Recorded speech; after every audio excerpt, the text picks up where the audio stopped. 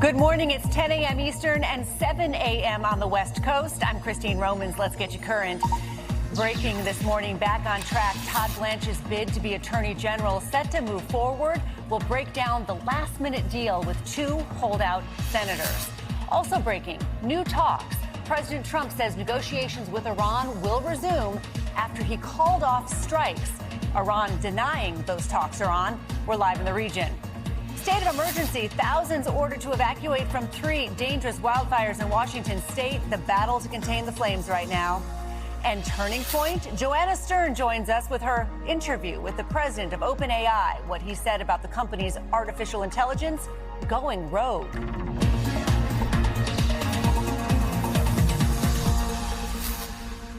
And good to be with you this Monday, August 3rd, our first broadcast. We are grateful you're starting your day with us. There's a lot of news to get to this morning. Let's begin this hour with breaking news in Washington. President Trump's pick for Attorney General has cut a deal with Republican holdouts to clear the path for his confirmation. Todd Blanche has put it in writing that the nearly $1.8 billion anti-weaponization fund is dead, writing, quote, "This order establishes beyond any doubt that there is no fund. The fund would have used taxpayer money to pay people the Justice Department claims are victims of unfair prosecution, including January 6th rioters and the president's allies." Senators John Cornyn and Tom Tillis refused to support Blanche's nomination until they got assurances that fund was dead. The Judiciary Committee is now set to vote on Blanche's nomination tomorrow. We have team coverage on this story. NBC News Chief White House Correspondent Garrett Haake and NBC News Senior National Political Reporter Sahil Kapoor. Garrett, let's start with you. The president just yesterday said he believed the fund was a good thing. This is what he told reporters on Air Force One. This would be a reimbursement for the pain that they suffer. A lot of people like it. If they don't approve Todd, I put it back on the table. A lot of people like it. A lot of big supporters of Trump like it. So based on Blanche's order and everything you're hearing from the White House, is that fund officially dead? Christine, it certainly looks that way, at least for now, and at least in the way that it was first constituted. Remember, this fund came out of a settlement that citizen Trump made with the IRS based on a pre-existing lawsuit. Blanche's order seems to put everything associated with that lawsuit off the table for the time being. But you heard the president last night, and he's not said anything new about this issue since Blanche's statement came out overnight. The president does still want this fund to exist in some form. He's floated the idea of creating something like it legislatively, but I think that would be a non-starter as well. Senate Republicans in particular have no appetite to be defending this fund in any context. And I think that's why you saw the actions that you did from Senators Cornyn and Tillis, who aren't running for re-election anymore. What does this say about the president's working relationship with Senate Republicans? Well, I think it shows that it's still functional, Christine, but it's definitely hobbling along. I mean, the president has been frustrated with the Senate on a variety of issues, mostly because they won't pass his favored legislation, the Save America Act, that has to do with election integrity. But the Senate, which, you know, in traditional administrations acts like more of a bunch of independent contractors, has largely gone along with much of what Donald Trump has wanted to accomplish, even against sometimes their judgments to the contrary. Here you saw two senators who I think wanted to get to yes, exercising the power that they have in a narrowly divided Senate. Whether the president can continue to work with this body as we get closer to the midterms and perhaps an even more narrowly divided or Democratic-controlled Senate in the future, I think are both good questions. Sahil, let's bring you in here. We expect Blanche to survive tomorrow's vote at the Judiciary Committee. What happens when he goes before the full Senate? Well, Christine, this move certainly helps AG Blanche. But remember, in the Judiciary Committee, the breakdown is 12 Republicans, 10 Democrats. They're not getting any Democratic votes. So they need every Republican to vote yes, which means Cornyn and Tillis have to vote yes. We're going to hear more from them later today. It is worth remembering here just how we got here and what specifically these documents from Blanche include. One document says the anti-weaponization fund is rescinded and shall have no force or effect. The second document formalizes testimony that Blanche gave regarding limitations of President Trump's tax tax audit immunity deal. Now, here's what it does not include, and this is key, a modified written settlement between the parties. So how this affects the Trump organization and family members, still a bit of an open question. We know Cornyn, in particular, wanted that written settlement, so he's settling, it appears, for something less than he had demanded. We do have a statement from Cornyn's office saying he has reached an agreement with the Department of Justice and called it a binding written document that satisfies his demands. We have not heard from Senator Tillis. So once this comes to committee and the floor, he's going to need 50 votes. Sahil, even if the fund, assume it goes away forever, is there going to be any political blowback for Republicans in the midterms over this? Absolutely, there will be. Democrats are already citing this, hammering on this, using it to weave it into this larger narrative that they're painting of Trump corruption and self-dealing. They will point out, and they are pointing out, that he campaigned on a big promise to lower costs for other people. What has happened, they say, instead, his own net worth has gone up. He's using pardon power to free his allies, including the January 6th rioters. And they cite this anti-weaponization fund as another, the latest in a series of steps to enrich himself, his family, and his allies. Christine. All right, Garrett Haake and Sahil Kapoor, thank you, gentlemen.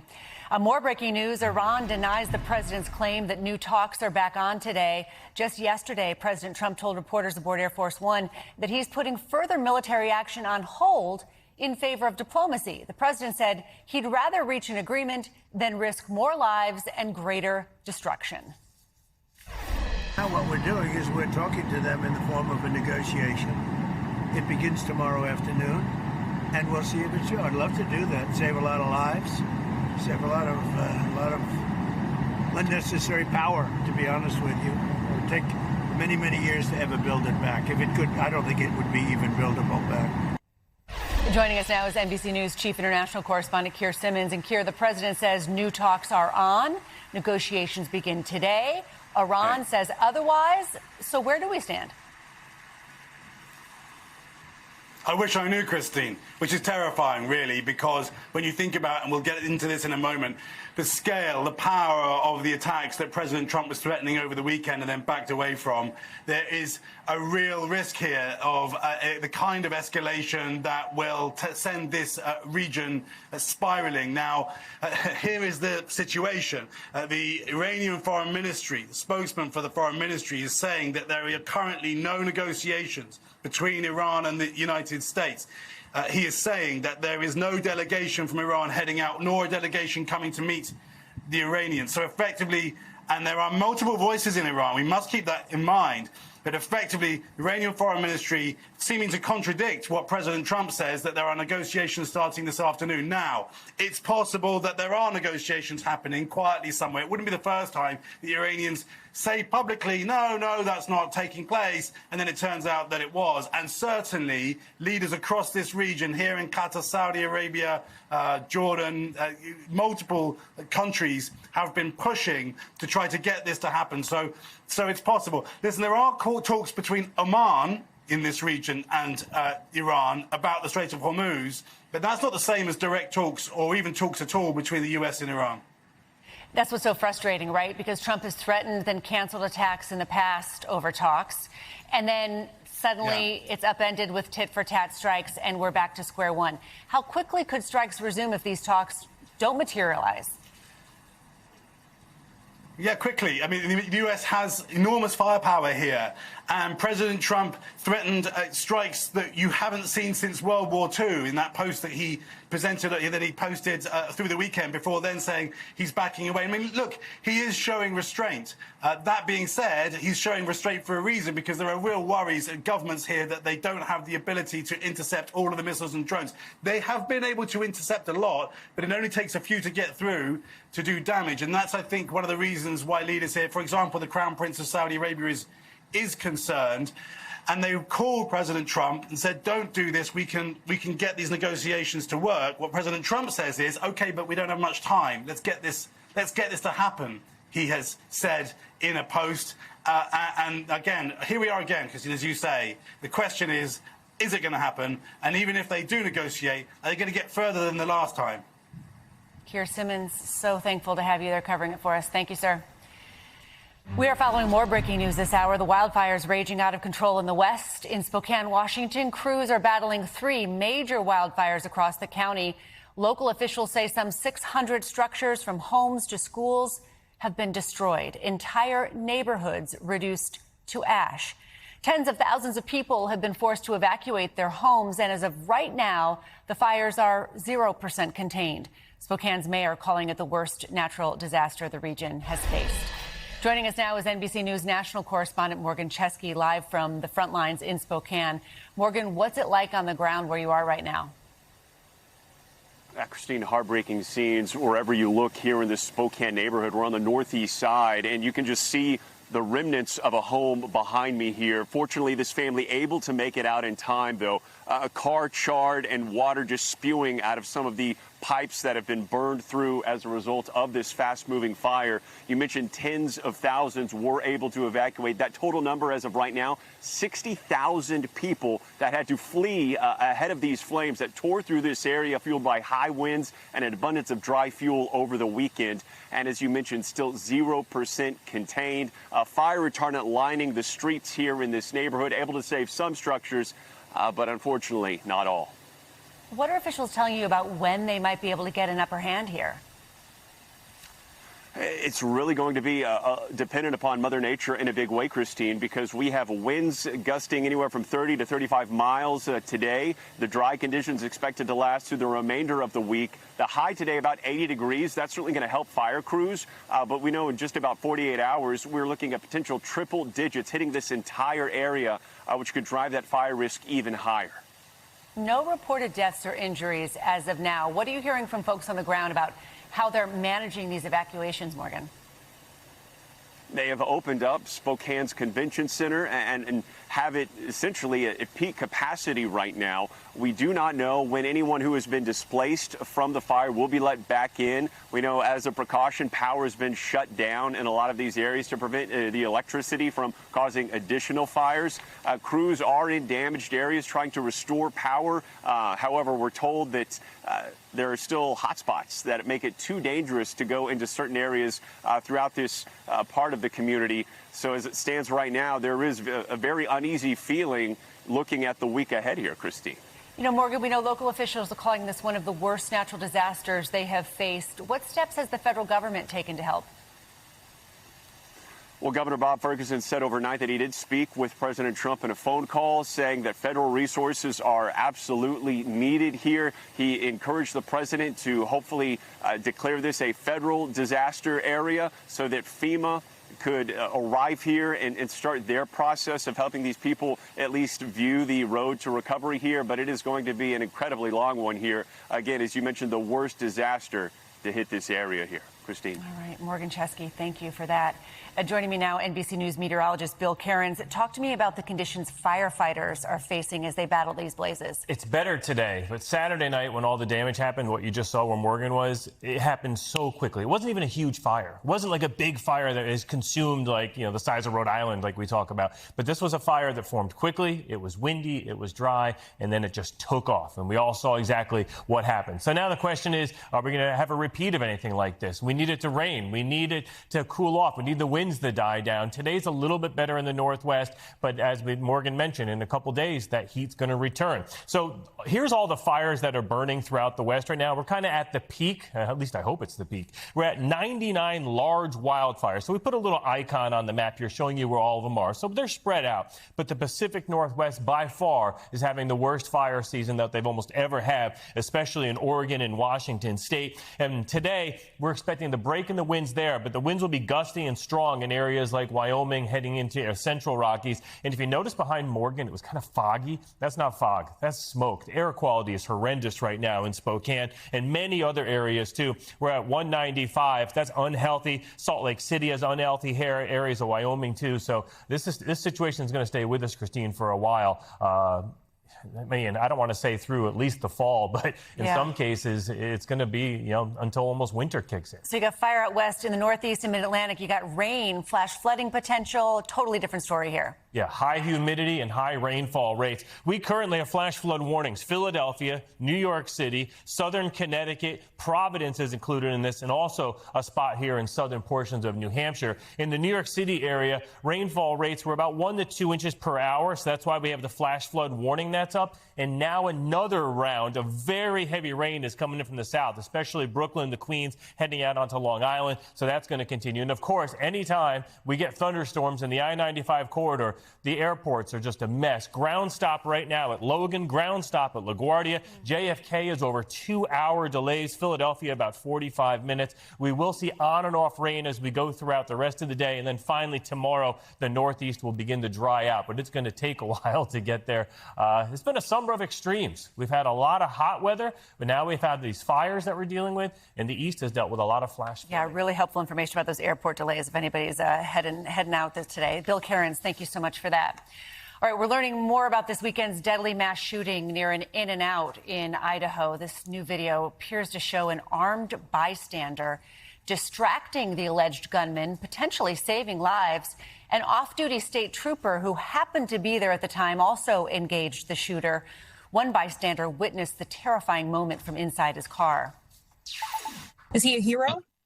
Yeah, I would say he definitely distracted the shooter from shooting more people. The shooter is solely focused on him, and it allowed us to get out. I mean, the car directly ahead of me was getting shot. 3 people were killed. 7 others were hurt during Saturday's shooting at a busy shopping center in Twin Falls. Joining me now is NBC News correspondent Dana Griffin, who spoke to that witness there. Dana, what more did the witness tell you about the scene?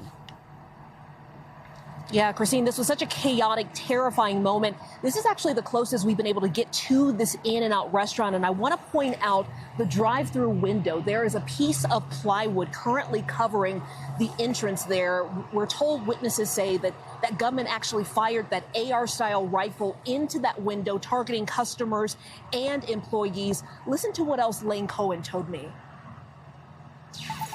I could see an employee trying to carry another person out, dragging them across the sidewalk, and he got her through the parking lot onto the sidewalk, and he was screaming at her.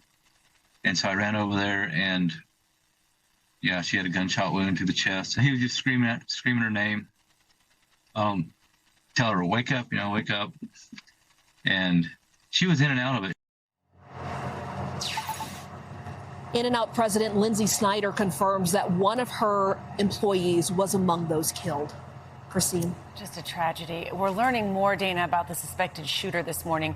What is law enforcement revealing about him and his possible motive? So he's been identified as 24-year-old Chad Williams. They have not talked about his motives, but they say that he died from a self-inflicted gunshot wound. They say his parents are also cooperating with this investigation. Christine. You also spoke to the son of a man who was shot. What did he tell you about, how his father is doing right now? Yeah, and actually, Christine, I'll walk over so that we can kind of show you this entire shooting scene. There were 3 total locations where this gunman opened fire, and I'll point out one of them. You see this Tesla charging station and also the visitor center in the background. Terry Dudley, he is a taxi driver. He is one of the victims who is currently in the hospital. His son Michael tells me that he was sitting inside his vehicle, charging his car. He says the gunman shot his dad in the back of the neck. Right now, he is currently intubated, and he says he's not doing so well, but they are hoping that he pulls through and makes a full recovery. Yeah, hoping for a recovery there. Dana Griffin, thank you so much. Coming up, charges dropped against a former Olympian accused of vandalizing D.C.'s reflecting pool. Why that decision outraged President Trump. Plus, the growing pressure on a Republican congressman to resign over allegations of abuse. More on this collision of family and politics. And later this hour, the resurgence of typewriters. Why people are turning back to nostalgic tech. We'll get you current after the break.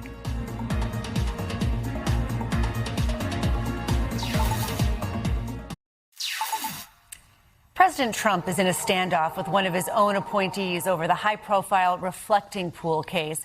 The president criticized U.S. Attorney Jeanine Pirro after her office on Friday dropped charges against a former Olympian accused of vandalizing the pool. Now, the indictment claimed David Hearn damaged the memorial during its renovations, but prosecutors say They have new information about the cause, blaming contractors instead. President Trump writing on social media over the weekend, quote, "I disagree 100% with Jeanine Pirro.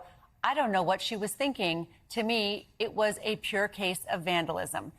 Joining us now, NBC News White House correspondent Yamiche Alcindor. Yamiche, Jeanine Pirro was very confident early on these charges when they were first announced last month. This is what she said at the time. The evidence shows, and we will prove beyond a reasonable doubt, that Hearn willfully destroyed property at the Lincoln Memorial reflecting pool. The National Park Service employees observed Hearn actually forcefully and violently pulling up and removing the bottom liner with both hands.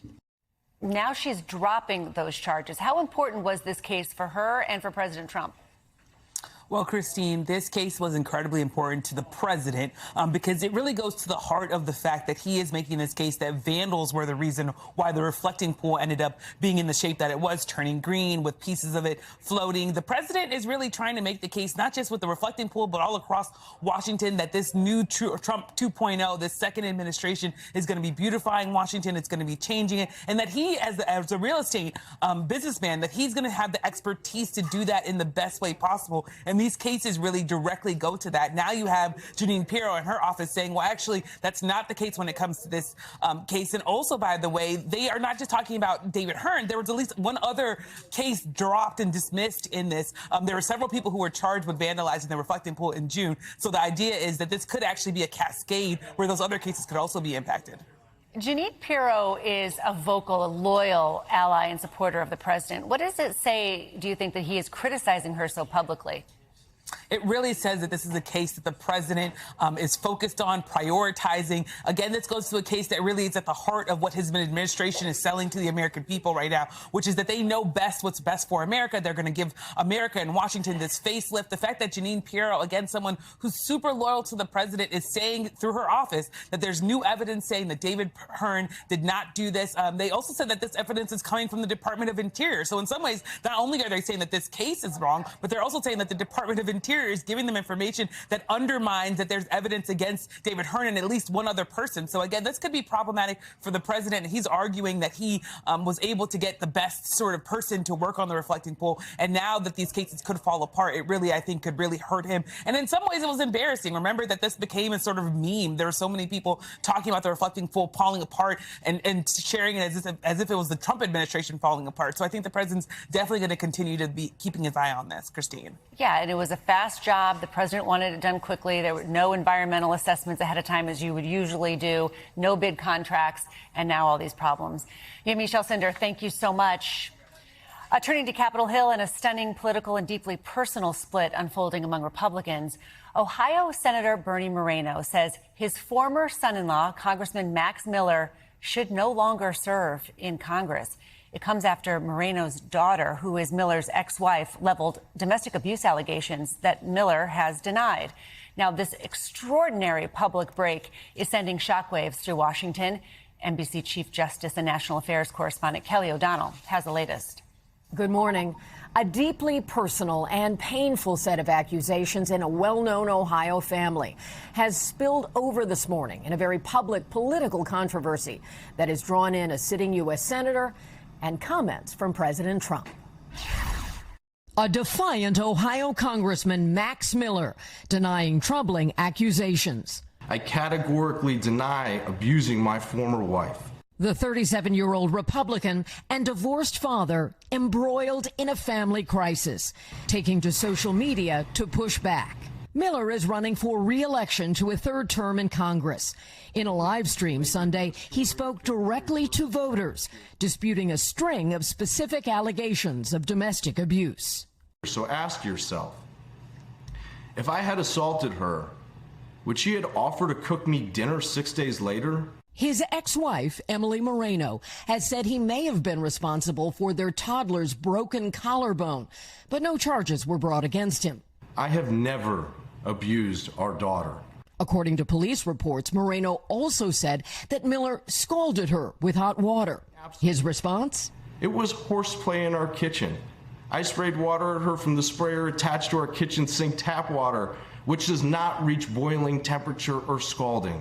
The congressman said his former wife, the daughter of Republican Senator Bernie Moreno of Ohio, has struggled with significant mental health issues. The senator going public Sunday, describing the last 2 years as pure hell, and he called on Miller to step down, writing on social media, "He is a danger to my daughter, and I hold my breath every minute he has custody of my granddaughter."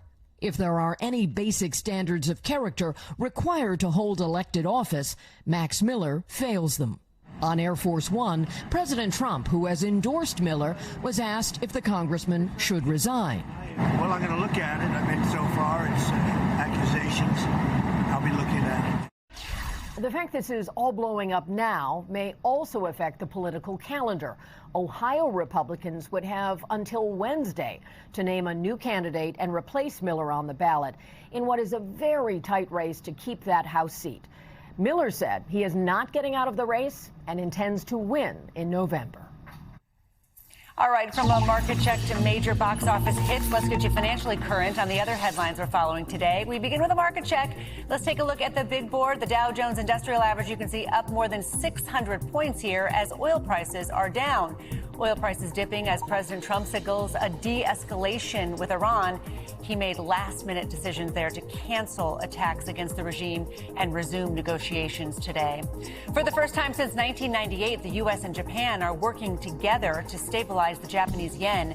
The yen slid to a 40-year low against the U.S. dollar last week after months of weakening.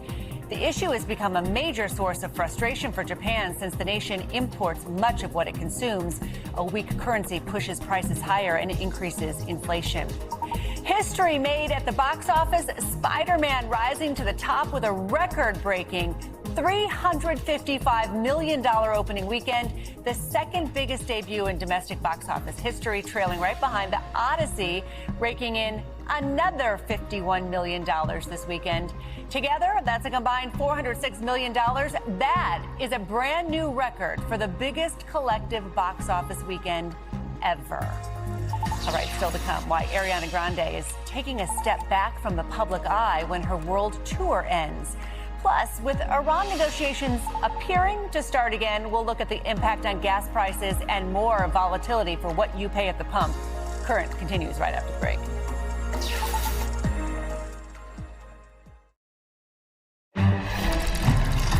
All right, breaking news on Capitol Hill. Republican Senators John Cornyn and Tom Tillis confirm they will support President Trump's pick for Attorney General Todd Blanche after he put in writing that the controversial anti-weaponization fund is dead. The senators writing in a joint statement, quote, "We want to express our gratitude to Mr. Blanche and his staff for working with us on this, and we look forward to voting to advance his nomination out of the Senate Judiciary Committee." A live report ahead in our next hour. From a crash landing on the moon to a star stepping out of the spotlight, let's get you current on the other headlines we're following today. Part of a SpaceX rocket is on track to crash into the moon. It's a defunct piece of a Falcon 9 rocket that's been drifting around in space for more than a year. Now it's set to collide with the moon Wednesday at around 2:30 a.m. Eastern. For those looking to catch a glimpse of the impact, there may be a brief flash visible by telescope. Ariana Grande says she plans on taking a break from the spotlight following the end of her Eternal Sunshine tour, citing endless public scrutiny. The singer and actress is dropping out of next summer's West End production of Sunday in the Park with George. She was set to star in the Sondheim classic alongside her Wicked co-star Jonathan Bailey. A close call out of the Bahamas. 10 Americans were rescued unhurt after a seaplane crashed in the water near a resort there. Police say the aircraft tried to avoid traffic and take a different route than intended, but subsequently collided with a dock. Once everyone was out, the plane sunk completely. Investigators are still looking into what happened. Right, our beloved colleague Savannah Guthrie and her family are speaking out once again. They are pleading for whoever is behind the disappearance of their mother, Nancy Guthrie, to come forward with answers. This weekend marked 6 months since Nancy was taken from her home in the middle of the night. The local sheriff's department released 2 ransom notes sent to the family this week after the abduction. NBC News correspondent Liz Kreutz explains why now and the latest on the investigation. Well, hey there. It is never easy for us to report on this story, and sadly, authorities have still not identified any suspects 6 months later. But we are now getting new insight into whoever may be behind this. The sheriff's department says they hope by releasing the full contents of these ransom notes, someone in the public might recognize the writing, the syntax, even the change of tone between them, and that it could prompt a new breakthrough in the case. Savannah and her family renewing their agonizing plea for answers. This is our beautiful mom. 6 months ago, someone took her out of her bed in the dead of night. We have lived every moment, every breath, and every heartbeat in agony and despair ever since. We are begging for help. We need someone to come forward. The heartbreaking message from Savannah coming as the Pima County Sheriff's Office released the 2 ransom notes, believed to potentially be credible, that were sent to local media outlets in the days after Nancy Guthrie's abduction on February 1st. The first one, chillingly addressed to Savannah on February 2nd, demanded Bitcoin in the amount of $4 million USD before 5 p.m. on Thursday the 5th, or $6 million USD by 5 p.m. on Monday the 9th. Instead, if payment is received, she will be released within 12 hours of deposit to a safe drop-off location back in Tucson. But if it is not, she will be killed. 2 days later, days before the final ransom deadline, came the second note saying Nancy perished shortly after she was taken. We believe it was heart-related. She is buried in nature now, adding, we are truly sorry. The next day, Savannah posted this. We received your message and we understand. We beg you now to return our mother to us so that we can celebrate with her. This is the only way we will have peace. This is very valuable to us, and we will pay. Now, 6 months since Ness video captured a potential suspect at Nancy's door, President Trump asked about the lack of breakthroughs or new leads, and if the FBI should be more involved. Some people haven't liked the way the local communities run it. They haven't liked the way the sheriffs run it. But we would like to give them the benefit. But we're there anytime they need us. It's a terrible thing. The sheriff expressing confidence that the case will be solved, but emphasizing that it takes time. It's very active. We've got a lot of work ahead of us. We've done a lot of work, but we still have more. And Savannah again turning to the public. Someone recognizes the writing in the ransom demand notes. Someone has noticed something different, strange, troubling, or just unusual, perhaps with someone they deeply love. Perhaps they are afraid to come forward. Perhaps they are conflicted. There is a way out to tell what you know. And Savannah again reminded people about the $1 million reward for any information that leads to Nancy. It can be collected completely anonymously in cash. She says there is a way to do the right thing and to end this nightmare. Back to you. All right, Liz, thank you for that. Let's bring in NBC News national law enforcement and intelligence correspondent Tom Winter, who's been following this investigation for us from the beginning. Tom, why are investigators releasing these ransom notes now?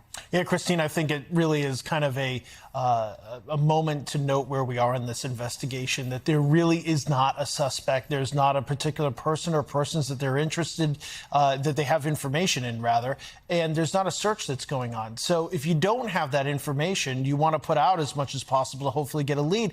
And we've seen in the past where sometimes notes come out and somebody might recognize something. We saw it in the Unabomber case, although the sample here is much smaller. So, it's just a hope in a case that really needs a little bit of attention. It needs a little bit of a boost. We know at least one person pleaded guilty to sending a fake note. So why are authorities leaning toward these 2 ransom notes being real? Well, there appears to be some specifics. And in that first note, there's a reference to Nancy Guthrie's white Apple Watch. Now, there's tons of pictures of her wearing that watch around the internet, but it says where the watch could be found in the house. And that does seem to line up with where the watch was actually found in the house. And based on that, there's a little bit of a reason to say, okay, maybe somebody who wrote this actually knows something, and that the information was so specific. But ultimately, it hasn't been definitively ruled in as the 2 notes. There's just very much taking it seriously based on the information that's contained in there. And frankly, it's the best lead they have right now. Where does the investigation go from here? They're going to continue to focus on any sort of tips or leads that comes in. And then at some point here, they're going to have to obviously go back and really start this case over from scratch and see if there's anything that they missed and what fresh eyes could tell them. All right, Tom Winter. Thank you, Tom. You got it. If you have any information about the disappearance of Nancy Guthrie, please call the FBI tip line 1-800-CALL-FBI. All right, after the break, Joanna Stern's new interview with the president of OpenAI, his reaction to the company's artificial intelligence going rogue, a breakout.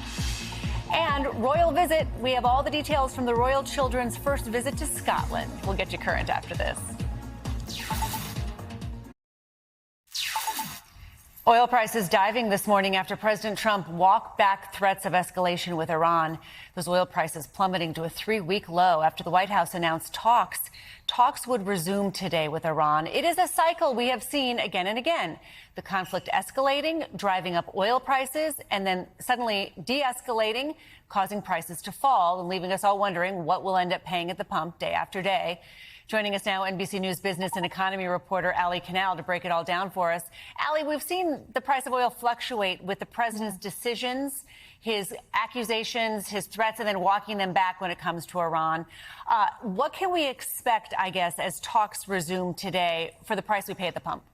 Yeah, Christine, there's really been a lot of whiplash, and it's all based on these headlines, and today is another example of that. Now, gas prices nationally, they're still hovering at around $4.10 a gallon. So even though that's off of the highs, it's still significantly above where we were pre-war when gas prices were just around $2.98 a gallon. And Gas Buddy was also out with a new note this morning saying that the national average could reach its highest level ever for this point in the calendar year later this week, even though oil prices do remain below the record set in 2022. And one of the reasons for that is that supply is really tight right now. We've depleted a lot of our reserves, so that means there's less oil supply on the market. That drives up prices. And also, it's not just the Iran war, it's also the Russia-Ukraine war. And over the weekend, there were Ukrainian attacks on Russian oil infrastructure, which is also keeping that supply tight. So likely not a ton of relief anytime soon, Christine. So these higher oil prices are really raising concerns about inflation, prolonged inflation, and that is renewing talk that the Federal Reserve could have to raise interest rates to try to get a handle on that. What are we hearing from the Fed? Yeah, so we heard last week that the Fed kept interest rates steady, but there were disagreements within the Fed. There were some officials that did believe we should raise interest rates, and that's because inflation is a main focus point for the Fed, hovering at around 3.5%. The Fed's target is 2%, so still a lot of work that needs to be done. We did recently hear from New York Fed President John Williams, who said that he thinks inflation will come down, and if it doesn't, the Fed is prepared to act, aka raise interest rates. Now, that volatility is seeping into various areas of the market, like mortgage rates, for example, which are hovering at around 6.83%. That's the highest level in roughly a year, and that makes home ownership even more expensive. Pre-war mortgage rates were just around 6%. So the consumer feeling the pressure on all sides here, Christine. And we get a really important jobs report later this week, so we'll see how well employers are holding in there and continuing to hire. Ali Canal, thank you, Ali. All right, this sounds like the plot of a thriller. Artificial intelligence going rogue and hacking another company, a breakout. OpenAI now admitting it actually happened, that one of its AI models launched a cyber attack on startup company Hugging Face. And we learned it's not alone. We've learned it's happened with Anthropic's AI, too. NBC News chief tech analyst Joanna Stern interviewed OpenAI president Greg Brockman about the hacks. We view this both as an important moment for us to increase the safety and security of how we sandbox our models, and as well sandbox, right? It found a zero-day vulnerability in a third-party piece of software. It chained together multiple paths to get out and to be able to then get into Hugging Face. But I think it also really shows that these models, we need to deploy them to defenders faster, right? That what we need to have happen is far more compute needs to go into defending than attackers could bring to bear. And that is something where I think that is maybe the most important wake-up call here. Or one option I would think is to slow down on some of the model progress, to just take a beat and say, how did this happen? So I think for sure studying that, and that's actually something that we absolutely do and have done. Joining me now is NBC News chief tech analyst Joanna Stern. What do you make of Brockman kind of downplaying these hacks? You know, got out of the sandbox. I mean, sandbox sounds like it's little kids playing. This is really serious stuff.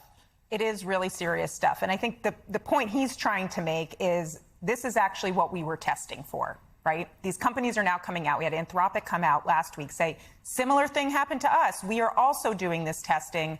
The big point the companies are trying to make is these models are getting incredibly powerful. They can even break out of our sandboxes against all the cybersecurity rules we put out around it. That's where we're at. That's what we need to protect. You heard him in that interview saying, now we need to put as much compute into the defense. If these agents, though, are programmed to succeed at all costs, then is there any way to put the genie back in the bottle, I guess? Well, that's what he's saying is, no, not really. And now we have to put that defense up. We have to now figure out, working with the cybersecurity community, how are we going to prevent these attacks from happening, using the AI to sort of fight the AI. I mean, yeah, you mentioned at the beginning that this is sort of like the Terminator, some sci-fi movie. That's what they're talking about, right? Engineering AI to be able to fight the other AI that is trying to hack into a company or any other sort of database. Joanna, what does it mean for my money, my bank account, my social security number? I mean, we should be concerned about stuff like that. I think we absolutely need to be very worried that the next wave of cybersecurity, the next wave of attacks and hacking is going to be AI. We are already hearing this from so many companies that AI has really pinpointed where they have vulnerabilities, where they can get into these systems. So every big company is using this already to figure out where the holes in their systems are. Now, as a consumer, I'm a little bit worried. Like, why have there been holes? Right. Why have you even had holes that could, you could get into my email or my bank account or my hospital or whatever it may be? But this is the way cybersecurity works, right? They're constantly testing. They're trying to thwart the bad actors before they can get in. These companies have huge reputation risks, right? I mean, and they don't have really great reputations among the public at the moment. This is Brockman on that subject. Look, we pay a lot of attention to how people are reacting to AI, and I think that we view our goal as to empower people to live better lives. Like, that is what we want AI to do, and I think that as we build this technology, we think about that human first element of how can we build technology that people really do benefit from. And so I think part of this is about helping people see, and some of this is about, on us to really communicate better, but also really make sure that we're walking the walk. Are they taking the dilemma seriously, you think? I think they're saying they're taking the dilemma seriously. I think they're saying we're listening to public opinion. But are they slowing down? I asked that in the first question. No, right? This is now a race. It's not only a race that we'll hear about against China, it's a race against the other AI companies and frontier labs in America, against Anthropic, against Google. It's a Wild West, and they're just moving so quickly. And I guess the potential risks are bigger than anything I've ever seen. Same for me. I've been covering tech for now nearly 2 decades. This is absolutely a fundamental turning point into how powerful the computers around us are going to get. Joanna Stern, we know you're going to keep following, and we'll keep talking about it. Joanna Stern, thank you for having me. All right, still to come, a story close to my heart, the renewed interest in typewriters. Why nostalgia has people longing for vintage tech. And coming up next hour, the latest on the chaotic wildfire situation across Europe, where the containment efforts stand right now. Current, right after this.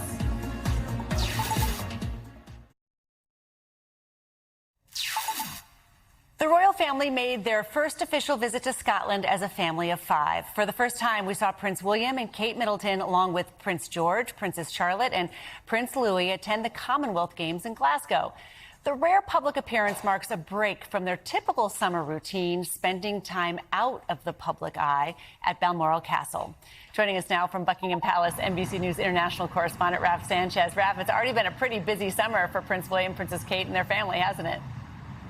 Yeah, Christine, a lot going on for the young royals and their kids. They were all at Wimbledon last month, and then they were celebrating Prince George's big 13th birthday. And then this past weekend, all 5 of them up in Scotland. It was a family outing fit for royalty. Prince William, Princess Kate, and their children on their first official trip to Scotland for the Commonwealth Games, a mini Olympics of nations from across the former British Empire. The Prince and Princess of Wales stopping to chat with athletes from the Welsh team. And if you loved it, yeah. But it was 8-year-old Louis who stole the show. Sitting beside his older brother George, the little prince excited to try on a bucket hat. And getting a round of applause on this scoreboard. Louis has always been the family's mischief maker. First going viral age 4 for making silly faces at his mom, and then trying to shush her. Well, Louis, we know, has a bit of a cheeky personality, lots of energy, and we've seen that on display many times before. Big sister Princess Charlotte is now 11 years old, while George turned 13 last month. The future king now officially a teenager and nearly as tall as his mother. He heads off to boarding school in September, but for now the family enjoying this special time together over the summer. And Christine, a reminder that when you are 13 years old, your parents are absolutely mortifying. An athlete asked Prince George, would you like to see your parents on a tandem bike, one of those two-person bicycles? He gave a one-word answer. He said no. And then before the athlete could ask him anything else, Prince William intervened. He said, we embarrass him enough already without being on bicycles. So good save there from Dad. Christine. Very well done. All right, Raph Sanchez, thank you so much, Raph.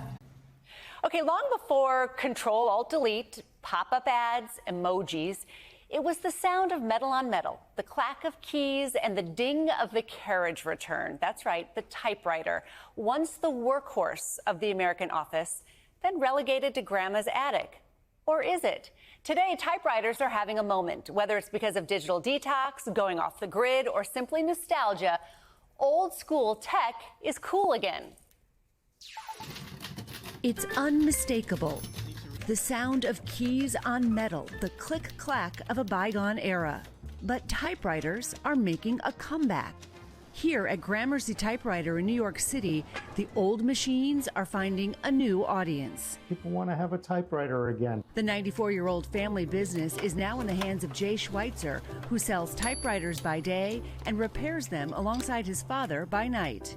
Although there's been so many changes in the world, for us, there hasn't been many changes at all. We're still overhauling and reconditioning machines the way it was done so many decades ago.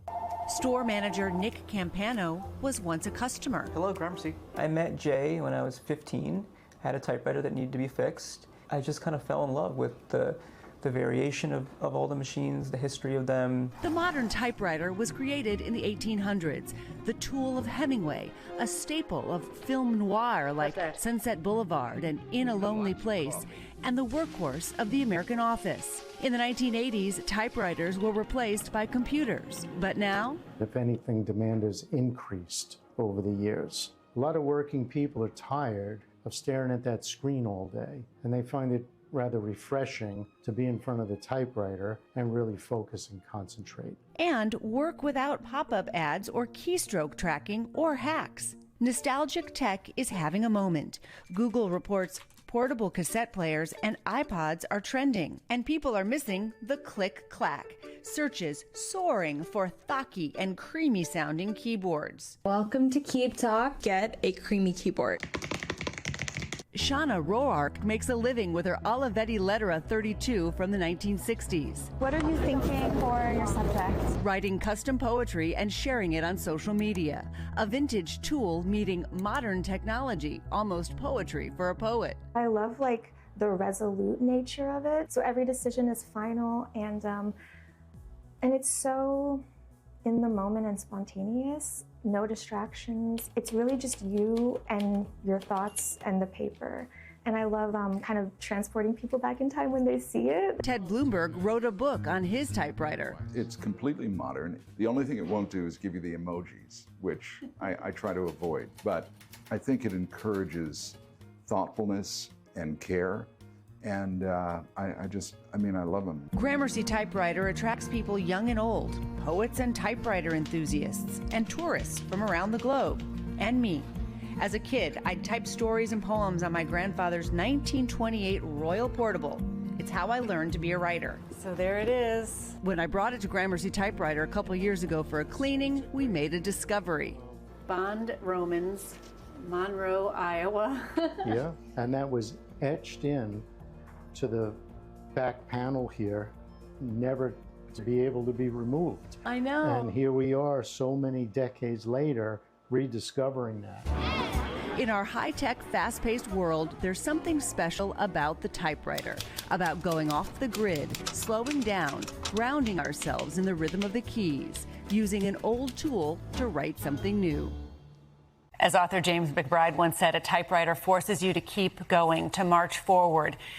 We want to take a moment of this first edition of Current to make a promise to you, the viewer. Every day, we'll march forward. We'll endeavor to explain what's happening, why it matters, and what decisions made in the halls of power and on Wall Street mean for your kitchen table.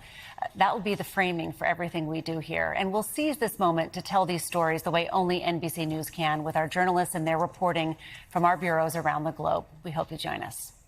There's much more news ahead. The next hour of Current starts right now.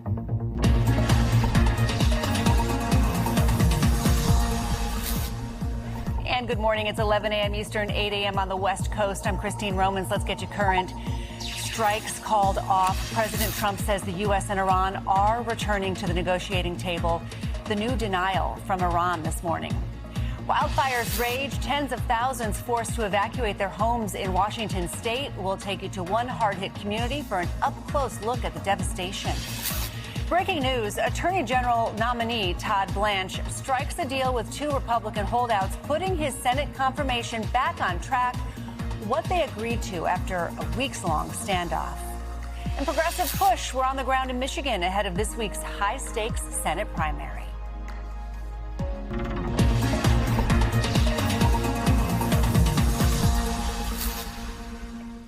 Good to be with you this Monday, August 3rd. We've got a lot of news to get to this morning. Let's begin this hour with breaking news and what could be a shift from military action back to diplomacy with Iran.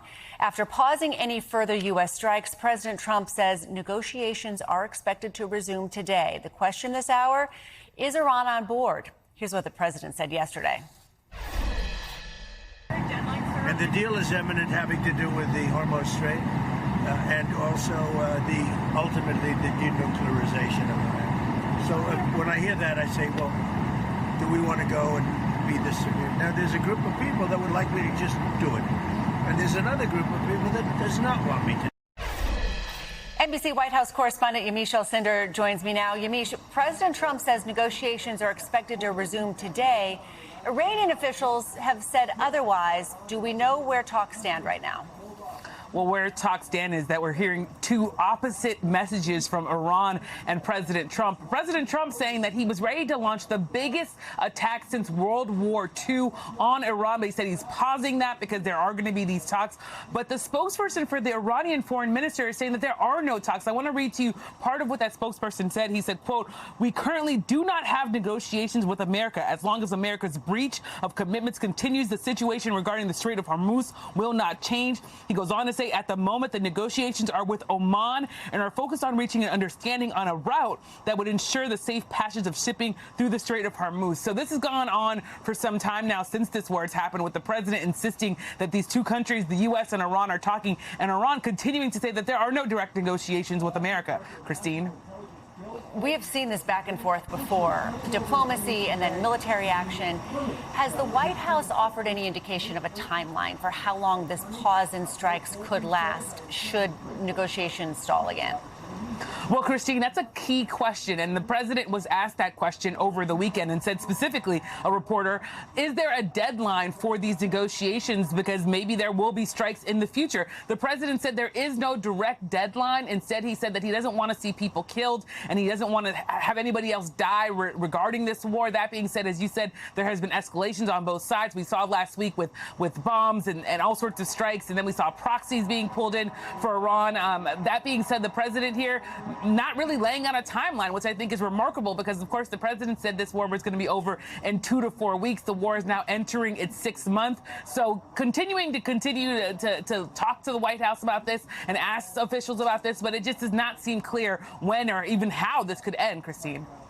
Yamiche, we heard from Kier last hour that potentially there could be somebody on the Iranian team who is talking to the Americans, but the official word is that from Iran is that they're not even talking to the U.S. right now. I mean, that is what the Iranian foreign minister spokesperson said. There are currently no negotiations with Americans. I mean, that is a pretty blatant statement that in some ways would cover the fact that anyone in the Iranian delegation would be speaking to someone from America. That being said, there could maybe be back channels or something going on. But what the president's saying is that there were these talks. They were going to be robust talks going on between the two countries. And we just are not seeing that right now. At least Iran is not saying that that's happening, Christine. All right, Yamiche Alcindor, thank you so much, Yamiche. We're also following two weather extremes this hour. Fire and rain. Here in the east, a flash flood warning is in effect for parts of Pennsylvania and New Jersey. Take a look at this video taken by our NBC News crews just hours ago. A flooded street in Paterson, New Jersey. And out west, crews are battling three major wildfires across Spokane County. Local officials say upwards of 600 structures from homes to schools are destroyed. Entire neighborhoods reduced to ash in Washington. Tens of thousands of people have been forced to evacuate their homes, and as of right now, the fires there are 0% contained. Joining me now is NBC News national correspondent Morgan Chesky from the front lines in Spokane. And Morgan, what's it like on the ground where it's smoldering behind you? What are you seeing? Christine, definitely hot spots still going behind us. The neighborhood that we were initially going to report from this morning, authorities had us leave because there was a shift in these flames overnight, and that is going to be the threat going forward. And as we step out of the way here, you can see just one home of hundreds now that has been reduced to rubble. Fortunately, we know that the family able to make it out in time before the fire burned through this neighborhood here. But their car now, a scrap metal skeleton and a pipe that's been burned through there, just spewing water onto the ashy ground. This scene not unique on this northeastern part of Spokane that took the brunt of that fire over the weekend, Christine.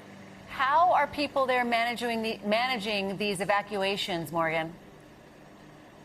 We know upwards of 60,000 people had to evacuate in a very short time frame. Some of those are staying in the Spokane Convention Center, and authorities say they do not know at this point when the people who left their homes will be allowed to go back, not only for the fact if things may open up, but because this fire risk looks to remain for at least through this week here. And that is creating a real sense of uneasiness across this entire area. Christine? We know local officials have said this is, the worst natural disaster the region has faced. Is FEMA stepping up here to help? We know FEMA was a point of discussion and a conversation between Washington Governor Bob Ferguson and President Trump. Ferguson basically saying that his state is in dire need of federal resources. That does include FEMA. We know that within the last 36 hours or so, there was a federal response team sent to this area to help organize the firefighting effort that is very much ongoing. But the state has declared this an emergency declaration. They're hoping for a federal declaration as well, so that could expedite more resources to this area, again, as they face the worst natural disaster that this region has seen. Christine. All right, Morgan Chesky, thank you so much for that reporting. Joining me now, NBC News meteorologist Bill Cairns. And Bill, what kind of conditions are firefighters facing there as they try to get this 0% blaze contained? Yeah, the Pacific Northwest is better. Saturday was as bad as you could imagine. It was high winds, low humidity, and then fires just spread so quickly. We're not having big fires. They just started that day, and then they just rapidly took off. So we're not dealing with that. So what we will be dealing with is areas in the Intermountain West will have the worst today, and then that the fire threat will return to the Pacific Northwest as we go throughout the next couple of days, as the heat will begin to return and the humidity levels will drop. So every icon on here, all these little flames, is where we have large fires burning in the country right now. We went into the weekend with about 80 to about 85. Now we're up to 99 large wildfires in the lower 48. In the Pacific Northwest, you can see how they're all cluttered here. By far, the worst of it this fire season has been in the Pacific Northwest. And we're going to see about 20 to 30 mile per hour wind gusts in areas of Wyoming all the way back down through into the Central Plains. So if any new fires start here, or the fires that you see on this map in this area, that's where they'll be having some problems and maybe some rapidly spreading. As far as the air quality goes, you saw where Morgan was located. Obviously, when you have that many fires, you're going to get some smoke issues and air quality problems. Spokane right now is at 193, so that's in the unhealthy, almost heading up to the very unhealthy. Salt Lake City is about 165, Wyoming too. And we're going to continue to see these plumes of smoke drifting through the country until we get a lot of these fires out. And on top of all of this, the heat headlines haven't gone anywhere, not in the Pacific Northwest where the worst fires are, but in the Intermountain West. Denver has been incredibly hot this summer. You're going to continue that with a new record high possible today, and areas in the Southwest too, Christine. So, pick your poison. You got the fires, we got the heat. A little of everything. All right, I got more poison. On the East Coast, it's all water. Lots of rain. Talk to me about what's happening in the stormy start to the week out east here. Yeah, not the Monday morning a lot of people wanted to deal with in the I-95 corridor, especially with all the heat and all the humidity out there. Now we're just wringing it all out with showers and thunderstorms really widespread. The worst of it, areas of Connecticut, I-95 heading from areas from New London back up to Providence. You're under flash flood warnings. Water's beginning to recede in the New York City area. Still a flash flood warning, though, for areas of Queens and Brooklyn for about another hour. Even Philadelphia is under a flash flood warning currently. Rainfall totals was around 1 to 2 inches an hour. The heaviest totals in areas of Connecticut. When you get up here, 3 inches in the last 3 hours. That's why if we're seeing any problems with water on the roads, those are the areas that it's the worst. And as far as New York City goes, still raining hard. And of course, with the airports, that means you're going to have some major issues. And we are seeing these airport delays still about anywhere between hour and 80 minutes at JFK. That's a 3-hour delay for a lot of flights. We're having some cancellation problems, ground stops. So people are having trouble even getting to New York, let alone getting out. All right, check your app before you head to the airport for sure. All right, Bill Cairns, thank you so much. All right, breaking news on Capitol Hill. Republican Senators John Cornyn and Tom Tillis confirmed they will support President Trump's pick for Attorney General. They wrote in a joint statement, quote, "We are pleased that the Department of Justice has issued a formal order terminating the Anti-Weaponization Fund.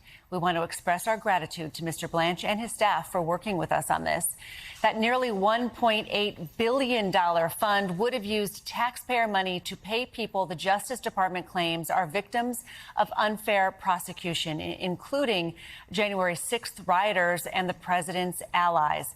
Blanche overnight said the fund is dead, writing, quote, "This order establishes beyond any doubt that there is no fund." The Judiciary Committee will vote on Blanche's nomination tomorrow. Joining me now, NBC News senior justice reporter Ryan Riley. Ryan, how ironclad is Blanche's order? Is the fund truly dead? I mean, you said there is no fund, but could there be? Yeah, I mean, I think it's a symbolic win, essentially, for these senators here, because there are other mechanisms through which the Justice Department could continue to pay out individuals. The Judgment Fund is this pre-existing fund where these sort of issues are normally go by. But there was this 1.776, sort of the symbolic number that was supposed to relate to America's founding of this fund that is established, and it was supposed to have this panel. That, at least, this anti-weaponization fund is dead. But there are still mechanisms, theoretically, which the Justice Department could pursue. So I think this is sort of one of those TBD situations if they continue down this path once he gets confirmed, potentially. Now, the Judiciary Committee, votes on Blanche's nomination tomorrow. So where do we go from here? Yeah, so it's expected to advance to the full Senate, and then you'd have, some additional debate as well as the full vote of the Senate. Obviously that's going to be an opportunity for Democrats to raise some of these objections, but overall it's looking like Blanche will be able to get confirmed. And even if he wasn't, he would be able to stay in this role for a very long period of time. But this is a big change from just a few days ago when it seemed like his nomination might be retracted in full because of some of these issues raised by these two senators who are sort of part of this, YOLO caucus, because they are not people who are they're not facing another reelection.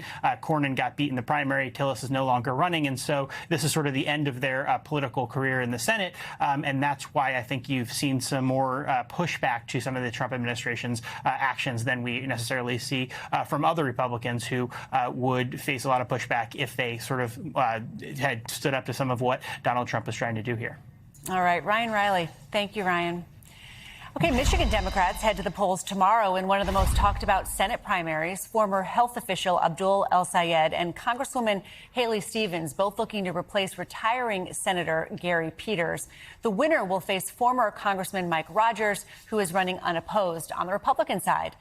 This is the most expensive Democratic Senate primary in history. More than $63 million have been spent on ads in support of Haley Stevens, while more than $7 million have been spent in favor of El-Sayed. Now, NBC News correspondent Shaquille Brewster on the ground for us in Michigan, and NBC News senior national politics reporter Jonathan Allen has more of the national implications of this race.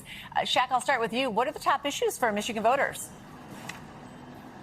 Hi there, Christine. Well, it's the economy, it's affordability, especially when you're talking to voters across the board. But when you talk about this matchup that you just laid out so well here in Michigan for the Senate Democratic primary, a lot of it has to do with which candidate they think is going to oppose the Trump administration in the strongest way. And that's why you have El Sayed, the former health director, saying that he's the progressive fighter here. He supports Medicare for all. He supports abolishing ICE, but he's going against a 4-term Congresswoman in Haley Stevens, who says she's the moderate who can get things done, who can actually win and get legislation passed. And that is the battle that voters are in real time deciding on. And that's a question that will get answered later tomorrow once we get those results from the primary. Christine? So, Jonathan, what does that say, this race say about the ideological divide within the Republican Party right now? Yeah, among the Democrats, it's a real divide that's going on. It's been one that's building for a while between the hardcore progressives, the Democratic Socialist wing of the Democratic Party, and the more moderate establishment folks. Part of that is insider-outsider, meaning Haley Stevens, the Congresswoman, is an insider, and folks have been very frustrated with what they've been getting from Washington. El Sayed, of course, the outsider. But let's take a listen to what Bernie Sanders had to say on Meet the Press about this race. Dr. El Sayed is somebody I need in the Senate as he fights for Medicare for all. He's a doctor. He has seen the broken healthcare system. And Bernie Sanders is right that he needs more votes for his Medicare for all plan, which is the thing that he leads with because it's probably the most popular of those progressive ideas. But if you look at the number of sponsors of that legislation in the Senate, it's 17. He needs a whole lot more El Sayeds to get on board with that to actually get Medicare for all moving in the direction that he wants. And Shaq, we're also watching the governor's race in Michigan. You spoke with Republican candidate and Congressman John James this morning. What is his message for voters? Well, this is a candidate who has lost his last 2 statewide elections, but lost them by more narrow results than many people expected at the time. So that's part of his pitch to voters. I want you to listen to some of the conversation we had earlier today at his event this morning. How are you feeling, and what's the closing message to voters out there? We're feeling energized. The closing message is we're focused on the future. We're focused on the things that are going to keep our kids in Michigan, like excellent schools and safer streets and affordable living. These are the types of things that unify all of us. Now, while James has Trump's endorsement, he is being outspent in his primary right now by businessman Perry Johnson, who's trying to take more of that conservative lane in this state. One of those 2 candidates will go against the sitting Secretary of State Jocelyn Benson, who is looking to replace Governor Gretchen Whitmer here in Michigan. Christine? Hey, Jonathan, President Trump won Michigan in the 2024 presidential race. How invested are Republicans in this state? They're very invested, and particularly if Abdul El Sayed wins that primary. They look at him as somebody that Mike Rogers, the Republican candidate, can beat in November. But either way, whether it's Stevens or El Sayed, the Republicans are going to be invested here because it is a potential flip. Mike Rogers ran for Senate in 2024 and lost to Senator Alyssa Slacken by 20,000 votes. Very narrow margin. And if the Republicans can flip that seat into their hands, it's currently held by retiring Senator Gary Peters, a Democrat. They can flip that seat in their hands, helps them absorb any losses across the rest of the map as they try to hold on to their Senate majority. Shaquille Brewster, Jonathan Allen, thanks, guys. You can watch special coverage of Michigan's Senate primary tomorrow. That starts at 9 p.m. Eastern right here on NBC News Now. Coming up, a Massachusetts woman is on trial for murdering her 3 young kids. The explosive testimony coming out of the courtroom. Plus, 2 helicopters collided in midair while battling the European wildfires. Why Greece is becoming a new front line in the fight. And later, President Trump is putting a price on early access to his social media posts. How he and Wall Street could profit. We'll get you current after the break.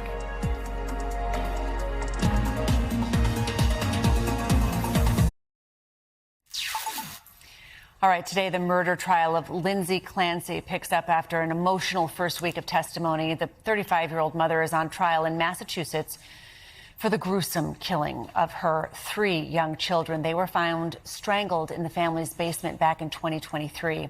We also heard from her now ex-husband, Patrick Clancy, for the first time. She's pretty quiet. It sounded like she was busy. I remember hanging up thinking she's probably in the middle of giving baths or something like that. The door was locked, and that's when I knew something was wrong. Joining me now, NBC News legal analyst Danny Savalos. This one is really, really tough to report on. You know, Patrick Clancy, the father of those children, delivered a gut-wrenching testimony there. What role could that ultimately play with the jury? Patrick Clancy was the prosecution's witness, but he really had something for both sides. On the one hand, he testified that she was in pretty good shape that morning, and that cuts against the argument that she was under the sway of some kind of mental illness. On the other hand, however, there's a lot for the defense in that argument or in that testimony, because he describes her condition, her spiral downhill. That is all good stuff for the defense. They need those facts to support their argument that this was something that was done when she was laboring under a mental illness, and it made her unable to understand what she was doing. We also saw the jurors in this case make a visit to the home of Lindsay Clancy. How unusual is that, and what was the intention, do you think? It's one of the most unusual things, and here's why. Judges hate jury visits. They are a huge administrative headache because you have to throw a bunch of strangers, jurors, onto a big yellow school bus and get them from A to B, especially in a high-profile trial, while protecting them from being tainted by outside influences or being exposed to someone like a reporter or anybody who's observing the trial. So they are a huge challenge. Every single jury visit I've asked for has always been denied, so I've never actually been on one. That's how rare they are. But the purpose for the prosecution, I would think, was to make them in that house, see the drawings on the wall, see how many steps she had to walk around, how many opportunities the defendant had to change her mind. Who else can we expect to hear from to take the stand this week? Forensic types. We probably moved largely out of the facts, what happened phase, and now into forensics, the experts. And by the way, the entire show in this case is going to be expert testimony. The gut-wrenching emotional facts of this case are really good for the prosecution, but this is not a whodunit. This is a why she done it. And the key to that evidence is going to be dueling experts on both sides. We'll probably hear about what prescription she was on, what kind of medical care, all of that. All right, Danny Savalos, thank you so much, Danny. All right, a wildfire emergency this morning in Greece. Hundreds of firefighters are battling from the ground and from the sky. Helicopters dropping water on the flames just west of Athens. More than 1,000 people have evacuated, some by boat from beaches in the area. This next video is really difficult to watch here. Over the weekend, a mid-air collision between two helicopters left 2 crew members dead. Joining me now, NBC News international correspondent Matt Bradley. Matt, wind conditions are dying down this morning. What's the latest? Yeah, it looks like in Greece, the wildfires are still apparently spreading, and that contrasts with what we're seeing in Spain, where the situation appears to be getting better, at least for now. And in France, firefighters now appear to have that situation under control. But as you mentioned, that tragedy yesterday, 2 helicopters colliding with while they were fighting that huge fire near Athens. 2 crew members were killed, a Greek and a Danish national. Both of them died in the crash. Matt, do we know how this fire started? Yeah, well, we're talking about multiple different fires around Europe, and there is one that is raging right now near the Greek capital of Athens that I was just referring to. And there are some of those that are on the islands outside of Athens. And, you know, as with all forest fires throughout the world, human activity is almost always the top suspect and is almost always proven to be the cause. So we don't have an actual cause quite yet. There were weather conditions, of course, several dry spells and heat waves. Some of those have even climbed as far north as here where I am in the United Kingdom. And there was also a wet winter. So that creates a so-called whiplash between wet winters, dry summers, and that leads to a lot of kindling that can then go up in flames. So it's unclear exactly what caused either. But in many cases, shrinking farmland throughout Europe, a return to forestation that has helped to fuel these fires. But Christine, the real culprit, according to scientists, is climate change. And that has been a huge contributing factor. That's one of the reasons why the fires this year, they're covering so much area, more than they typically do. But Christine, the fact is, it's just August is now just beginning. Yeah. So this is typically the driest and hottest month. And there are concerns that these fires are going to continue to burn and that there may be new ones before the month is over. And what about these other fires burning in France? Those pictures have just been horrific. Yeah, I mean, these were truly horrific. The French president called them a bigger challenge than World War II. It does now look, according to reports, that they have been contained, at least for now. They are still burning, and that's after nearly 250,000 people were evacuated from the Bordeaux region in southern France. Some 3,000 firefighters were deployed across 2 of those regions. So that was a situation that was a huge crisis. Again, we're at the beginning of August. We don't know if we're going to see more of this. Christine? All right, Matt Bradley. Thank you so much, Matt. From a rescue effort in Indonesia to a new blackout in Cuba, let's get you globally current this morning. An electrical grid collapse plunged Cuba into another nationwide blackout on Sunday, leaving millions without power. This follows 3 outages in July, with the blackouts becoming more frequent. Officials there pointing to chronic fuel shortages worsened by an ongoing U.S. blockade. Brazilian President Lula da Silva has officially launched his campaign for a 4th term. His conservative rival, Flavio Bolsonaro, the son of former President Bolsonaro, who is serving a 27-year sentence for a plot to overturn Brazil's 2022 presidential election. Search crews in Indonesia are racing to find 28 people still missing after a passenger ferry caught fire off Madura Island. Authorities say the ferry was carrying 271 people when that blaze broke out. So far, 5 people are confirmed dead. More than 200 have been rescued. Cause of that fire remains under investigation. After the break, Cleveland Clinic launches a delivery service that sends your medicine via drone. How this pilot program is taking flight.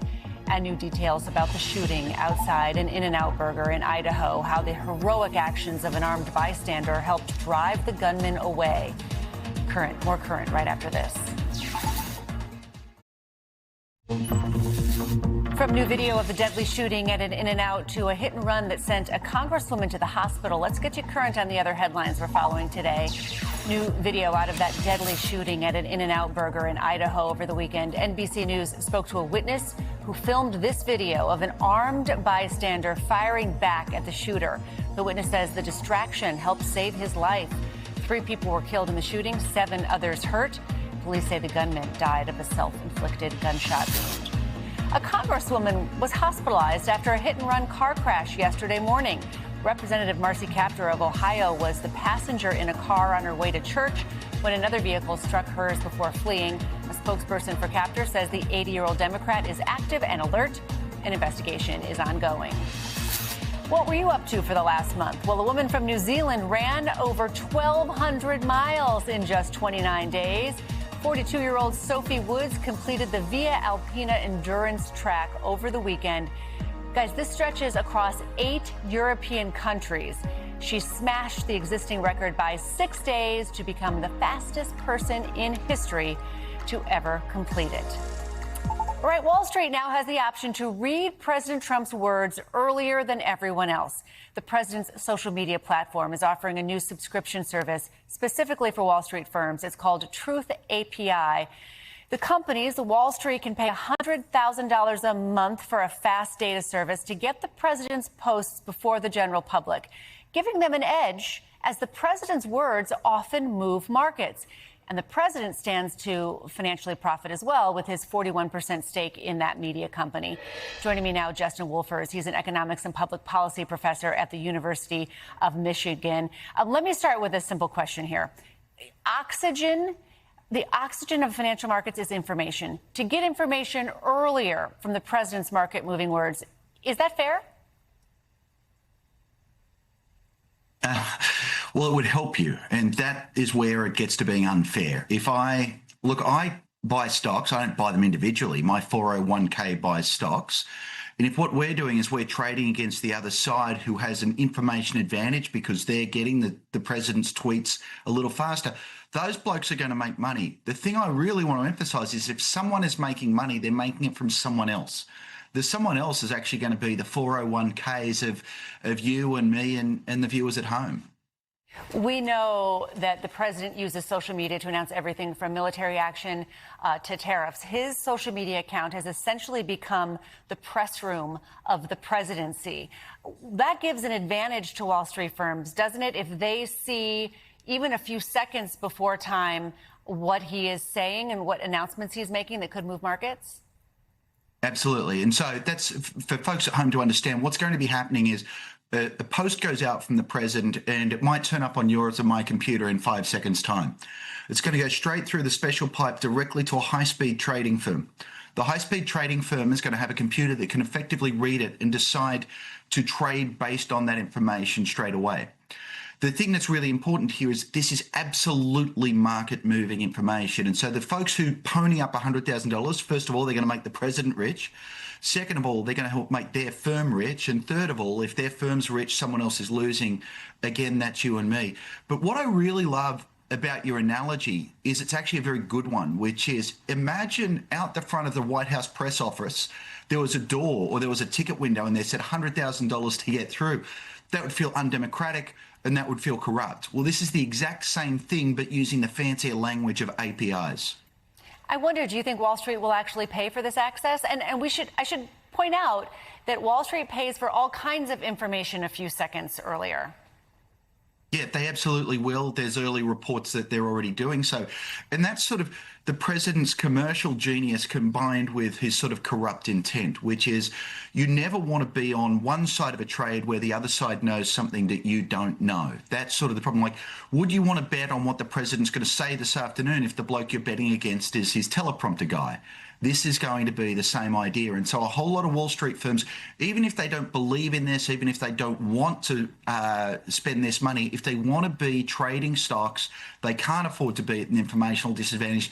They're going to have to write a check directly to the president's company. That's the economics of this. This is why it's going to make him money.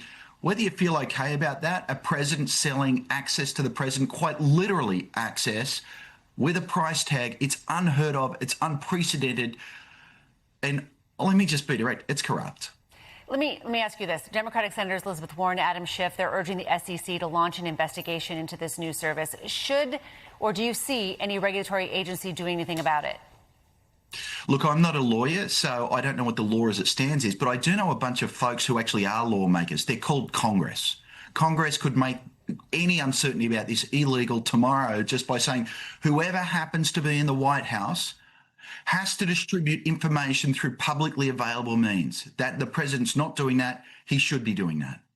I'll tell you, the president's supporters will say, and we've heard this from the White House, this is the most transparent president you have ever seen. He tells everybody, he gets out there, he speaks more than anybody ever has before. I can remember when a president spoke about things that could move markets, they waited till 4 o'clock after the market closed. Or they were very careful, Treasury secretaries, for example, very careful about making sure when they said something.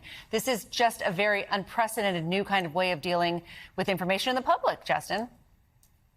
Absolutely. Look, you know, the way you measure the transparency of a presidency is not the quantity of words you say. It's the truthfulness of them and the audiences you choose. The president is very frequently dishonest. I think you know that. And here he's selling access to his words rather than speaking them out loud to all of us. All right, Justin Wolfers, we'll leave it there. Talk to you soon. Thank you. Now to an NBC News exclusive that could soon have you skipping trips to the pharmacy with prescription meds dropping straight from the sky. The Cleveland Clinic just launched a first-of-its-kind drone delivery service, flying prescription meds straight to patients' homes, even dropping them right in their backyards. Joining us now, NBC News correspondent Maggie Vespa. This is really buzzy. Certainly this would make getting prescriptions more convenient. I mean, Christine, what could be more convenient than your medicine just dropping straight into your backyard? We saw it happen time and time again. Staff at the Cleveland Clinic tell us they believe this is the future of medicine, and they say the future is here. You found him, Doctor. Somewhere between the doctor's house calls of days gone by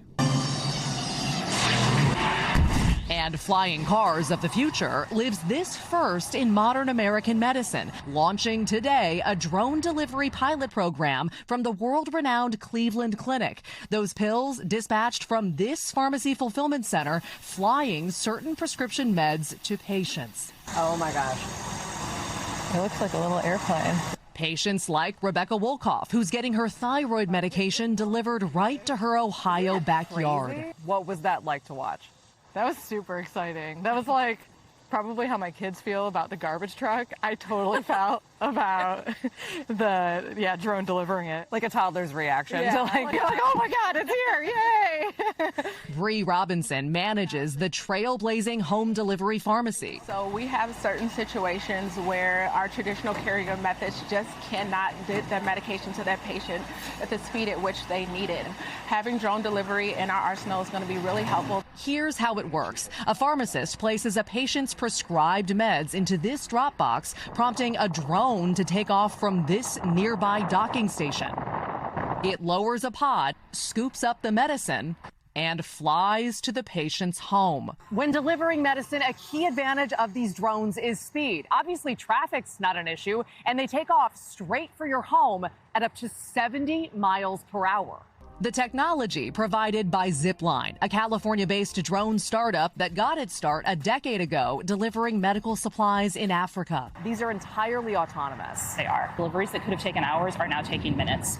The idea gaining steam nationwide, with Amazon testing a drone delivery program for medicine back in 2023, and major retailers and food delivery services already rolling out drones for consumer goods. Your medicine's here. My delivery's here. That's great. The convenience a draw for Diane Haynes Windham, a wife, mom, and teacher. She needs medicine for migraines brought on by cancer treatments. When you need this medicine, you need it. I need it now. Yes, it takes one load off my back that I don't have to worry about. Relief, thanks to a special delivery from the sky.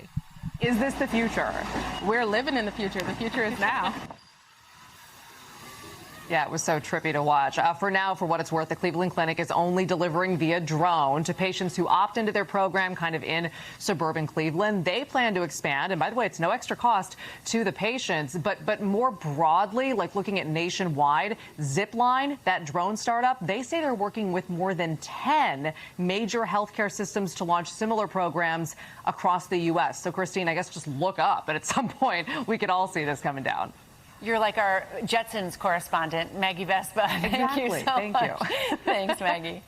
All right, LGBTQ tourism, a booming global industry, but not all countries appear to be on board. One gay-themed cruise is making headlines after being denied entry into 2 countries.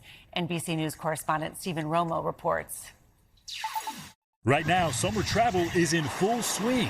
Millions hitting the road, catching a flight, or even taking to the sea. But for nearly 2,000 passengers on one summer cruise, their trip had an unexpected twist. So I'm on the gay cruise that was denied entry into Turkey. Patty Lapone writing, "I am shocked. The Atlantis cruise I am performing on has been banned from entering Turkey. A ship, a magnificent ship full of gay men and me, denied entry to Turkey simply because of who is on board." A 10-day gay-themed Mediterranean cruise on board the Scarlet Lady, the Virgin Voyages ship chartered by Atlantis Events, turned away from an entire country. Turkish authorities saying it's because of behavior that does not align with the values and morals of their society. Passengers left confused by this sudden change of plans. Were you surprised that Turkey wouldn't let you dock there? It's surprising because we were on a similar cruise last year that started in Turkey. Something has obviously changed in the winds and the politics. The cruise then chose a new port, Alexandria, Egypt.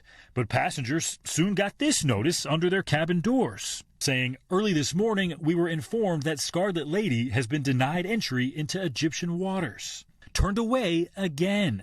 We were 3 hours away from docking, and the captain called me and said, "I think we have a problem here." The harbor master had said, "You're not going to be able to come into Egypt and turn around." We reached out to the Egyptian consulate but have not heard back. While Turkey and Egypt don't explicitly criminalize being gay or trans, vague morality laws against obscenity and indecency can indirectly target LGBTQ+ individuals. Still, gay-themed cruises have safely made trips to these countries in the past. We were on the phone immediately with the tour operator who had spent thousands and thousands of dollars setting up buses, tour guides, lunches. By refusing to allow almost 2,000 200,000 people to come in to ports in Turkey and in Egypt, they're saying we're perfectly fine with losing hundreds of thousands of dollars. Turkey brought in more than $60 billion in revenue from tourism last year, and Egypt brought in more than $16 billion.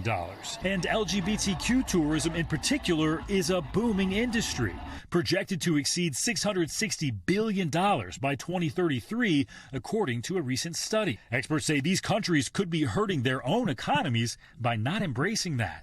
It could have effects on future plans of other LGBT people. They want to travel to places where they will at least feel safe. But the passengers on the Scarlet Lady, we're too gay to come spend a bunch of money in your country, refusing to let this get them down. For 7 to 10 days, we just get to be this uplifting community. We get to be ourselves, and that's what we really focused on. And when Patti LuPone finally took the stage, she posted this note online with the caption, "A magnificent ship full of gay men and me."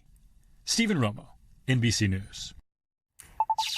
All right, coming up, the American Red Cross is calling for blood donations since the nation's supply is running low. How the shortage is threatening patient care.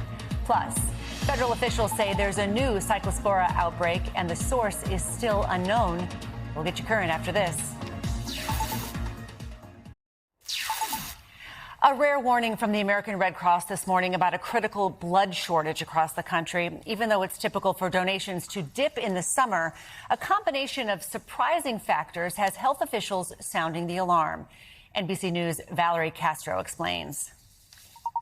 The American Red Cross declaring a national blood supply crisis for just the second time ever.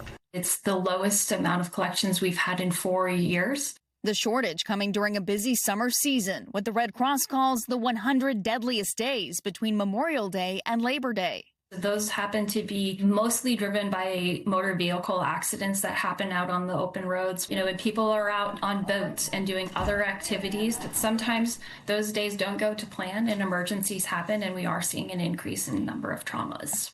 Extreme heat impacting donation sites and foodborne illnesses keeping otherwise healthy donors away. Sporting events, too, like the World Cup, a fun distraction, but adding to the dire drop in donors. If I had an emergency today and went to a hospital, would I have trouble getting what I needed in terms of blood? So the Red Cross and its hospital partners will always prioritize life-threatening emergencies. But scheduled procedures like heart surgeries or joint replacements could be delayed. The impact on the patients is huge. We have to be very extra cautious about our blood utilization, and we have to, sometimes make tough decisions on who's receiving the blood. And there's no stockpiling. Blood is perishable with no substitution for it. If just 3 more people make that sacrifice at each blood drive this summer, the Red Cross says the crisis could be over. We appreciate you. It's nice. Valerie Castro, NBC News. All right, breaking news just in. Michigan's Department of Health and Human Services says 2 people have died in connection to the Cyclospora outbreak. At the same time, the Food and Drug Administration has identified another outbreak of the parasite. That source remains unknown. This new outbreak is in addition to the outbreak already tied to some shredded lettuce. That outbreak sickened 18,000 people nationwide, according to the CDC.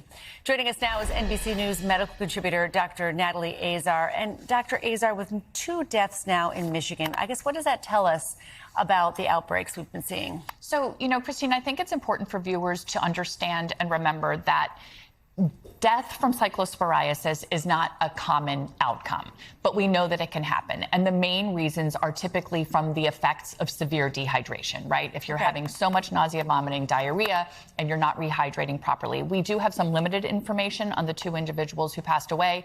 They did have what we always call underlying medical conditions, which of course places people at a higher risk for having a complication like that. We also want to remind viewers again, not a common outcome. Many people will be sick with cyclosporiasis and may not even be aware. And then I think we have that bell curve in the middle that has that really severe diarrheal illness. So for people at home who are listening to us and they're saying 2 deaths in Michigan, thousands and thousands of cases, how concerned should they be? Look, I think that we were all hoping that as happens often in the news cycle, things sort of take a little while and then they start to abate. And I don't really think that we're seeing that right now. I think there are 6 active outbreaks in the country right now and really only have really good granular data on one of them from the the Tyson farms. I think the same precautions that we talked about a couple of weeks ago are still holding true. And as is sort of exemplified by the cases, unfortunately, the 2 people who passed away, that if you are someone who might be more medically vulnerable, you're probably going to be taking more precautions. Obviously, we're always looking at produce as the main culprits. I think there was some conversation recently from another outbreak in another state that maybe parsley and cilantro could have been culprit. Those are also notoriously things that can be implicated in these kinds of outbreaks, in addition to fruits like raspberries, anything that has a more textured surface where the parasite can really get in there and can be hard to get off. I found myself actually scrubbing a watermelon before I cut it the other day. I mean, that's what I'm doing. Well, think about it. I mean, again, something with a hard shell, right? The inside of the watermelon should be spared from the outside, from the things that are outside, but washing it appropriately, because once you get something on your hands, you can unfortunately contaminate something inside. But the precautions, again, under cold water, scrubbing for 1 minute, and if all else fails, cooking to 158 degrees Fahrenheit should do the trick. Natalie Azar, Dr. Natalie Azar, thank you, Nat. All right, after the break, a very special boutique just for children in Ohio's foster care program. How the program provides kids with more than just free clothes. It's part of our series 50 States in 50 Days. And one grandma's love for happy hour took her all the way to the Minnesota State Capitol. We'll toast to her when Current returns after the break.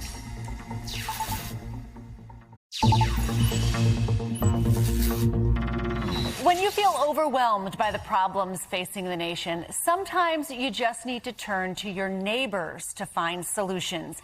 In our series, 50 States in 50 Days, we'll introduce you to the people making a difference in their communities. Our first stop is Ohio. That's where one very special boutique is giving kids in the foster system more than just free clothes, but the freedom to express themselves. Lindsay Buckingham from our affiliate station there in Cleveland takes you inside. In this 9,500 square foot Cleveland warehouse, each and every element of the order is saying we see you and what you love really matters to us. Every rack, shelf, stuffed animal has a purpose. That I'm stocking things that I would give my very own biological children. Welcome to Honey from the Rock, Cleveland's first foster care closet. You're looking at stuffed animals that came actually from the Cleveland Monsters teddy bear toss. Everything here donated by people and corporations across Northeast Ohio, all put here with intention. The goal is, can we make it look like a boutique? Can we elevate that experience for them? And we can only do it through community support. Kathy DiVincenzo is a foster parent herself.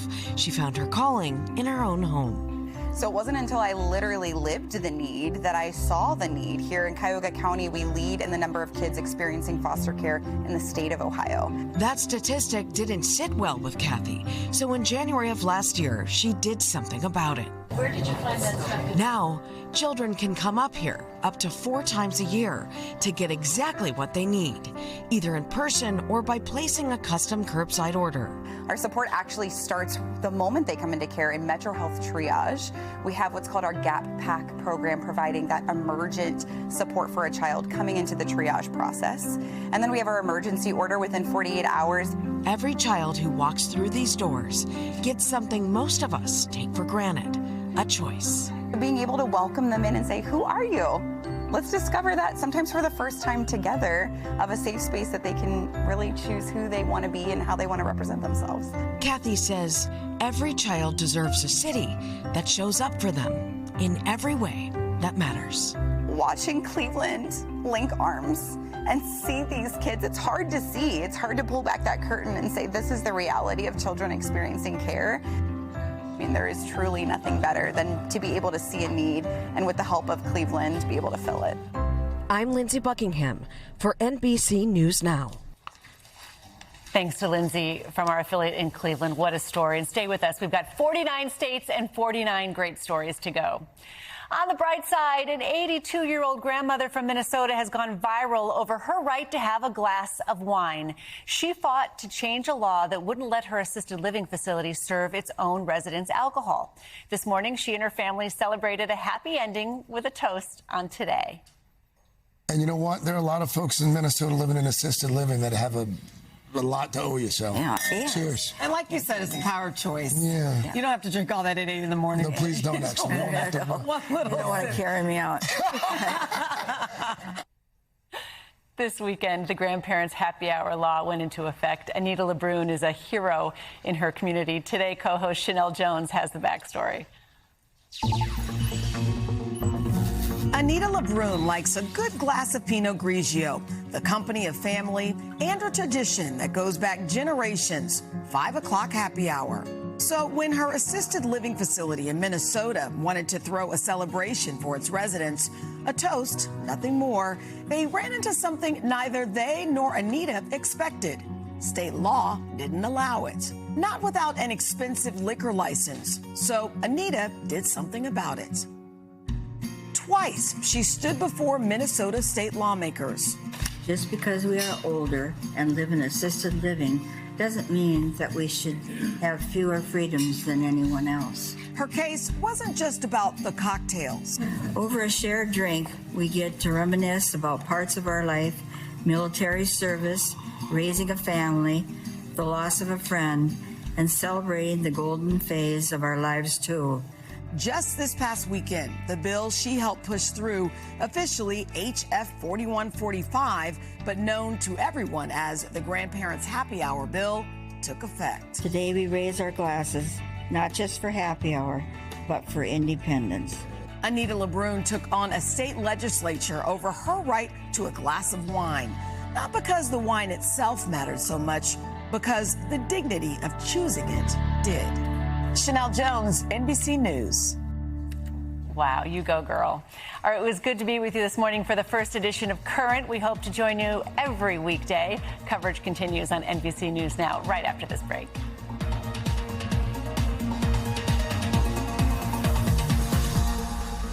We thank you for watching, and remember, stay updated on breaking news and top stories on the NBC News app or watch live on our YouTube channel.